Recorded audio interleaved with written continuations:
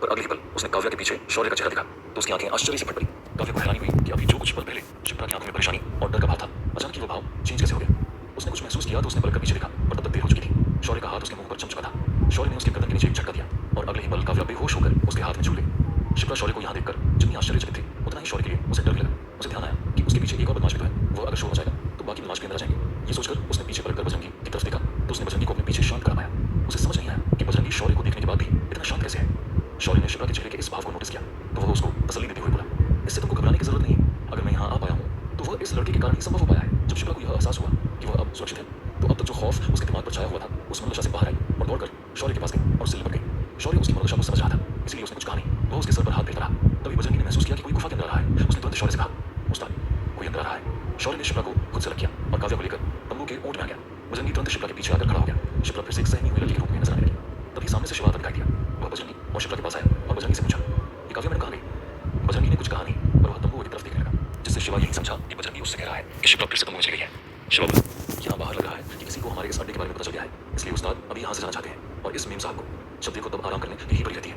अभी उठाता हूँ, उस्ताद जल्दी यहाँ से जाना चाहते हैं। शिवा तंबू के पास पहुंचकर तंबू का पर्दा उठाकर उसमें झांकने लगा, पर तंबू तो अंदर से पूरा खाली था। जैसे ही वह बजरंगी की तरफ पलटा तो उसने अपने सामने शौर्य को देखा। वह कुछ बोलता उससे पहले ही शौर्य का तेज पंच उसके सर से टकराया और उसकी आंखों के सामने लाला पियर तारे नजर आने लगे। शौर्य ने शिवा को भी काव्या के पास लिटा दिया। बजरंगी की आंखों में शौर्य के लिए प्रशंसा के भाव आ गया था। उसने देखा था कि शौर्य के एक पंच से ही शिवा ढेर हो गया था। शिप्रा ने शौर्य को पहले अपने लिए आवाज उठाते हुए देखा था, लड़ते भी देखा था, पर इतनी आसानी से बदमाशों को ठिकाने लगाते नहीं देखा था। उसकी चुस्ती फुर्ती देखकर वह हैरान थी। उसने तो सपने में भी कल्पना नहीं की थी कि शौर्य उसको बचाने के लिए इस घने जंगल में आ जाएगा। दूसरी तरफ रुस्तम ने जब देखा कि शिवा को भी अंदर गए काफी समय हो गया तो वह परेशान होते हुए भिनभिनाया। अब ये भी अंदर जाकर लटक गया। आखिर ये अंदर करने क्या लगा है, तुम दोनों जाकर देखो, कहीं वो लड़की फिर से कोई ड्रामा तो नहीं करने लगी। रुस्तम ने दो और लोगों को अंदर जाने को कहा। जब वे अंदर जाने लगा तो रुस्तम ने फिर से उन्हें कहा, अगर वह लड़की फिर से कोई ड्रामा करने लगे तो उसे घसीटते हुए बाहर लाना। जी उस्ताद, दोनों बदमाश ने सहमति जताई। जब वे दोनों अंदर चले गए तो जो बाकी दो बचा था रुस्तम उसके साथ बाहर नजर रखने लगा। उसके माथे पर यह सोचकर परेशानी झड़कने लगा था कि आखिर जिसने भी अब्दुल को बेहोश किया था उसे इस जगह का पता कैसे चला, और जब वह यहाँ आ ही गया तो फिर वापस क्यों चला गया। फिर अचानक ही उसके दिमाग की घंटी चली, कहीं जिस शख्स ने अब्दुल को बेहोश किया था वह गुफा के अंदर ही तो नहीं है, पर यह कैसे हो सकता है। रुस्तम ने स्वयं अपनी सोच को ही खारिज किया। अब इस सब के साथ वह खुद ही तो गुफा से बाहर आया था। अगर कोई और शख्स गुफा के अंदर होता तो क्या उसे पता नहीं चलता, क्या कोई अपने साथ का ही गद्दार है। इस सोच ने उसे परेशान कर दिया। फिर उसे ध्यान आया कि उन दोनों बदमाश को भी अंदर गए हुए काफी वक्त बीत गया है, पर वह दोनों भी अभी तक सबके साथ वापस नहीं आया। अब रुस्तम का ध्यान गुफा के अंदर की तरफ चला गया। उसे विश्वास हो गया कि अंदर गुफा में कुछ न कुछ गड़बड़ जरूर है। वह सावधानी से अपने साथ के दोनों बदमाशों को बोला, तुम दोनों सावधान रहना, लगता है जिसने भी अब्दुल को बेहोश किया था वह गुफा के अंदर ही है।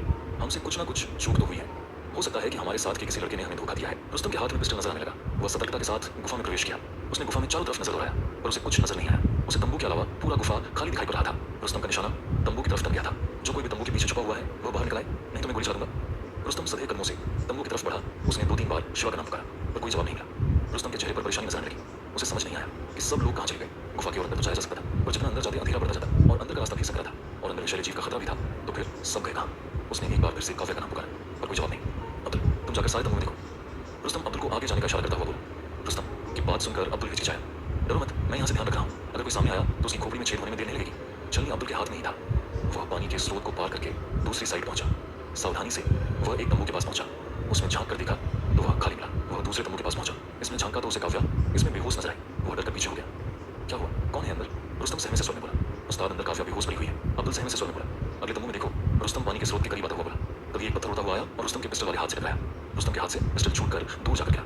तभी पानी के बीच से शौर्य तेजी से बाहर आया और रुस्तम पर चपटा। रुस्तम का ध्यान इस समय अब्दुल की तरफ था। एक तो पत्थर लगने से उसका हाथ पहले ही झंझना रहा था उस पर। शौर्य ने अप्रत्याशित हमला रुस्तम पर कर दिया। रुस्तम के सीने पर एक जोर का किक लगा और वह सीधा जाकर गुफा की दीवार से टकराया और जल्दी ही उसने खुद को संभाल लिया था।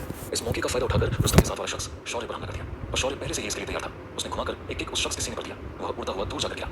आखिर चूहा बिल से बाहर आ ही गया। रुस्तम शौर्य को खौफनाक नजरों से घूरते हुए बोला, अब चूहा कौन है और शेर कौन है ये अभी पता चल जाएगा। शौर्य ताना मारते हुए बोला। तभी रुस्तम ने शौर्य पर एक अप्रत्याशित हमला किया। शौर्य ने अपने हाथों से उसके किक को रोका, पर रुस्तम की किक में इतनी पावर थी कि शौर्य 3-4 कदम पीछे खिसक गया। शौर्य को अंदाजा हो गया कि रुस्तम कम ताकतवर नहीं है। उसके एक किक को रोकने से ही उसे रुस्तम की ताकत का अंदाजा हो गया। शौर्य को लगा इसे ज्यादा मौके देना अपने सर आफत लेने के समान है, इसीलिए इस बार शौर्य ने अपनी तरफ से रुस्तम पर हमला किया। शौर्य का किक रुस्तम की छाती पर लगा। दर्द की एक तेज लहर रुस्तम के शरीर में दौड़ गई। इस बीच शौर्य जाकर रुस्तम का पिस्टल उठा लिया और उसको अपने हाथ में लहराता हुआ रुस्तम से बोला, अब अगर अपनी भलाई चाहते हो तो बिना किसी हरकत के अपनी जगह पर खड़े हो जाओ। रुस्तम के पास कोई चारा नहीं था। वह शौर्य को घूरते हुए अपनी जगह पर खड़ा हो गया। दूसरी तरफ अब्दुल टेंट के पास खड़ा इन दोनों को ही देख रहा था। तभी अब्दुल के पीछे से बजरंगी निकला और अब्दुल के गर्दन पर एक जोर का हाथ का पंच लगाया।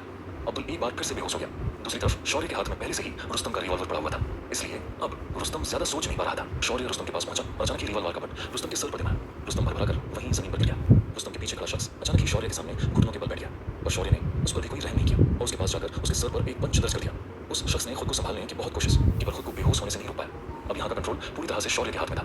बजरंगी और शिप्रा भी एक अलग तंबू से बाहर आए। शौर्य बजरंगी की ओर देखकर बोला, क्या यहाँ रस्सी मिलेगा? अभी लाया बॉस। इतना कहकर बजरंगी एक तंबू के अंदर गया और वहां से एक रस्सी का बंडल लेकर बाहर आया। अब तुम एक एक कर इन रस्सियों के टुकड़े कर सभी का हाथ पैर बंद दो। बजरंगी ने तुरंत सबके हाथ पैर बांधना शुरू किया। थोड़ी देर में ही सभी के हाथ पैर बंध चुके थे। अब शौर्य गुफा के मुहाने पर आया और अपना मोबाइल निकालकर छगन को फोन करने लगा। छगन जैसे शौर्य के फोन का इंतजार कर रहा था। वो शौर्य से बोला, उस्ताद यहाँ पुलिस आ चुकी है, अब क्या करना है? ऐसा करो तुम पुलिस को लेकर सीधे चलते चले आओ। शौर्य छगन से बोला, मिस्टर शौर्य आप जहाँ हैं वहीं रुक जाइए, हम यहाँ आ गए हैं, हम जल्दी ही उन लोगों को अपने कब्जे में ले लेंगे। एक लेडी इंस्पेक्टर की आवाज शौर्य के कान में पड़ा। लेडी इंस्पेक्टर ने जैसे ही छगन को शौर्य से बात करते देखा उसके हाथ से उसका मोबाइल ले लिया। माफ करना इंस्पेक्टर साहिबा, अब आपको ज्यादा कुछ करने की जरूरत नहीं पड़ेगी क्योंकि हमने उन लोगों को पहले ही अपने कब्जे में ले लिया है। आप यहाँ आकर उन लोगों को गिरफ्तार करके अपने साथ ले जा सकती हैं। शौर्य फोन पर मौजूद इंस्पेक्टर से बोला। लेडी इंस्पेक्टर की आंखें आश्चर्य से फैल गई। उसने अपने साथ आए पुलिस वालों को आदेश दिया, तुम लोग जल्दी से आगे बढ़ो। कुछ देर बाद पुलिस की टीम उस गुफा में मौजूद थी। सारे बदमाशों को होश में लाया गया और सबके हाथों में हथकड़ी डालकर उसे एम्बुलेंस के द्वारा शहर की तरफ चल दिया गया। अभी शौर्य को रुस्तम से बहुत सवाल जवाब करना था पर इसके लिए ये जगह ठीक नहीं था। उसने इंस्पेक्टर से कहा, इंस्पेक्टर साहिबा आपसे रिक्वेस्ट है कि आप अभी इस खबर को आम मत कीजिएगा जब तक कि हमें ये पता न चल जाए कि इस किडनैपिंग के पीछे किसका हाथ था। अब आगे क्या होगा? क्या शौर्य पता लगा पाएगा कि इस किडनैपिंग के पीछे किसका हाथ था? क्या कोई नया षड्यंत्र बुना जा रहा है शौर्य के खिलाफ? जानने के लिए सुनते रहिए कहानी का अगला एपिसोड। स्टेशन के टॉर्चर रूम में रुस्तम एक चेयर पर बंधा हुआ था और उसके सामने लेडी इंस्पेक्टर आशा सिन्हा हाथ में एक रोल लेकर आई थी। देखकर लग रहा था कि आशा सिन्हा ने रुस्तम की अच्छी खासी पिटाई की थी। रुस्तम ने शुरुआत में ही बता दिया था कि उसको सुपारी देने वाले का नाम विहान रायज़ादा है, पर फिर भी आशा सिन्हा ने उसके बारे में और जानने के लिए उसकी बहुत पिटाई की थी। पर वह इस एक बात पर ही टिका हुआ था कि उसको फोन करने वाले का नाम विहान रायज़ादा है। इसके अलावा वह उसके बारे में कुछ नहीं जानता है। आशा सिन्हा के पास विहान के खिलाफ सिर्फ रुस्तम का एक वर्बल बयान के अलावा और कोई सबूत नहीं था। यहाँ तक कि उसके पास जो कॉल आता था वह भी प्राइवेट नंबर से। दूसरी तरफ शौर्य शिप्रा को लेकर अपने घर पहुंचा और उसको घर पर ही रहने को कहा। साथ ही उसको यह भी ताकीद किया कि अभी एक दो दिन वह घर से बाहर ना निकले। लोगों को पता नहीं चलना चाहिए कि वह आजाद है जब तक कि उसको किडनैप करने के पीछे किसका प्लान था ये पता नहीं चल जाता है। शिप्रा भावहीन चेहरे के साथ शौर्य की बात सुनती रही। जब से वह रुस्तम से छुटकर आई थी उसने ज्यादा बात नहीं किया था। उससे पहले उसके दिमाग में बहुत कुछ चल रहा था जिसके कारण वह ट्रॉमा की स्थिति में थी। रुस्तम के पुलिस कस्टडी में जाने के बाद भी अभी वह पूरी तरह से इससे बाहर नहीं आई थी। मॉडल टाउन आने के बाद उसकी आंखों की उदासी कुछ कम हुई थी। शौर्य जैसे ही वापस जाने के लिए बढ़ने वाला था शिप्रा तेजी से शौर्य के सीने से लिपट गई। शौर्य समझ नहीं पाया कि ये अचानक शिप्रा को क्या हुआ। उसने महसूस किया कि उसके सीने पर शोर का एक हिस्सा शिप्रा के आंसुओं के कारण गीला हो गया है। शौर्य शिप्रा की मनस्थिति को समझ पा रहा था। ये पहली बार था जब उसने ऐसी स्थिति को फेस किया था, इसलिए इस सदमे से बाहर आने में उसे थोड़ा समय तो लगेगा ही। शौर्य ने शिप्रा के माथे को अपने हाथों से सहलाते हुए कहा, सब ठीक है, तुम चिंता मत करो, जिसने भी ये हरकत की है वह बचने वाला नहीं है। शौर्य को अपने दिल में शिप्रा को अपने इतने करीब पाकर एक अपनेपन का ज्वार सा उठा। उसने मन ही मन निश्चय किया कि जब तक तुम्हारी एक एक बूंद आंसुओं का बदला उससे ना ले लूंगा जिसने तुम्हारा किडनैप कराया है तब तक चैन से नहीं बैठूंगा। शिप्रा ने जब शौर्य के हाथ को अपने सर पर महसूस किया तो शिप्रा को एहसास हुआ कि वह किस स्थिति में है। वो खुद की भावनाओं को कंट्रोल कर शौर्य से अलग हुई। ठीक है, तुम अपना ध्यान रखो, मैं आता हूँ थोड़ी देर में। शौर्य इतना बोलकर वापस जाने के लिए मुड़ा। कहाँ जा रहे हो? शिप्रा संकेत भाव से बोली। शौर्य ने पलटकर शिप्रा को देखा और कहा, मैं एक बार थाने जाकर देखता हूँ कि कुछ पता चल सके कि इस किडनैपिंग के पीछे किसका हाथ है। इसके बाद शौर्य थाने के लिए निकल गया। शौर्य थाने पहुंचा और आशा सिन्हा को ढूंढते हुए सीधा टॉर्चर रूम में पहुंचा। इस समय आशा रुस्तम के पास से हटी ही थी कि तभी उसे सामने से आता हुआ शौर्य दिखाई दिया। हाँ तो मिस आशा, कुछ पता चला कि किसके कहने पर रुस्तम ने शिप्रा को, जब से वह रुस्तम से छुटकर आई थी उसने ज्यादा बात नहीं किया था। उससे पहले उसके दिमाग में बहुत कुछ चल रहा था जिसके कारण वह ट्रॉमा की स्थिति में थी। रुस्तम के पुलिस कस्टडी में जाने के बाद भी अभी वह पूरी तरह से इससे बाहर नहीं आई थी। मॉडल टाउन आने के बाद उसकी आंखों की उदासी कुछ कम हुई थी। शौर्य जैसे ही वापस जाने के लिए बढ़ने वाला था शिप्रा तेजी से शौर्य के सीने से लिपट गई। शौर्य समझ नहीं पाया कि ये अचानक शिप्रा को क्या हुआ। उसने महसूस किया कि उसके सीने पर शर्ट का एक हिस्सा शिप्रा के आंसुओं के कारण गीला हो गया है। शौर्य शिप्रा की मनस्थिति को समझ पा रहा था। ये पहली बार था जब उसने ऐसी स्थिति को फेस किया था, इसलिए इस सदमे से बाहर आने में उसे थोड़ा समय तो लगेगा ही। शौर्य ने शिप्रा के माथे को अपने हाथों से सहलाते हुए कहा, सब ठीक है, तुम चिंता मत करो, जिसने भी ये हरकत की है वह बचने वाला नहीं है। शौर्य को अपने दिल में शिप्रा को अपने इतने करीब पाकर एक अपनेपन का ज्वार सा उठा। उसने मन ही मन निश्चय किया कि जब तक तुम्हारी एक एक बूंद आंसुओं का बदला उससे ना ले लूंगा जिसने तुम्हारा किडनैप कराया है तब तक चैन से नहीं बैठूंगा। शिप्रा ने जब शौर्य के हाथ को अपने सर पर महसूस किया तो शिप्रा को एहसास हुआ कि वह किस स्थिति में है। वह खुद की भावनाओं को कंट्रोल कर शौर्य से अलग हुई। ठीक है, तुम अपना ध्यान रखो, मैं आता हूँ थोड़ी देर में। शौर्य इतना बोलकर वापस जाने के लिए मुड़ा। कहाँ जा रहे हो? शिप्रा संकेत भाव से बोली। शौर्य ने पलटकर शिप्रा को देखा और कहा, मैं एक बार थाने जाकर देखता हूँ कि कुछ पता चल सके कि इस किडनैपिंग के पीछे किसका हाथ है। इसके बाद शौर्य थाने के लिए निकल गया। शौर्य थाने पहुंचा और आशा सिन्हा को ढूंढते हुए सीधा टॉर्चर रूम में पहुंचा। इस समय आशा रुस्तम के पास से हटी ही थी कि तभी उसे सामने से आता हुआ शौर्य दिखाई दिया। हाँ तो मिस आशा, कुछ पता चला कि किसके कहने पर रुस्तम ने शिप्रा को किडनैप किया था? मिस्टर शौर्य इसका कांटा घूम फिरकर विहान रायज़ादा के ऊपर ही ठहर रहा है और मैं सिर्फ इसके वर्बल बयान पर उसके खिलाफ कदम उठा तो लुंगी पर उसको जेल में रखने के लिए ये बयान काफी नहीं है। वैसे इसको जो पेमेंट एडवांस में हुआ है, रुस्तम का कहना है कि यह पैसा उसके अकाउंट में विहान के अकाउंट से आया है। मैंने एक कांस्टेबल को बैंक भेजा है ताकि वह उस अकाउंट का डिटेल निकाल लाए। आशा ने शौर्य को पूरा अपडेट दिया। उसने जो भी प्रोग्रेस किया था उसके बारे में। शौर्य को भी आशा की बात सही लगी। वैसे शौर्य की निगाह में भी विहान वह शख्स हो सकता था जो यह कर सकता था। उसे भी रुस्तम की बात सही प्रतीत हो रही थी। उसने खुद ही विहान की खबर लेने की सोची। उसने कांस्टेबल का इंतजार नहीं किया। उसने इंस्पेक्टर आशा से कहा, मिस आशा, अगर आपका कांस्टेबल बैंक से आ जाता है तो आप मुझे खबर कर सकती हैं कि बैंक से क्या रिपोर्ट आई है। आशा को इसमें कुछ गलत नहीं लगा, इसलिए उसने कहा, ठीक है, कांस्टेबल के आने के बाद मैं आपको खबर कर दूंगी कि बैंक से क्या रिपोर्ट मिली है।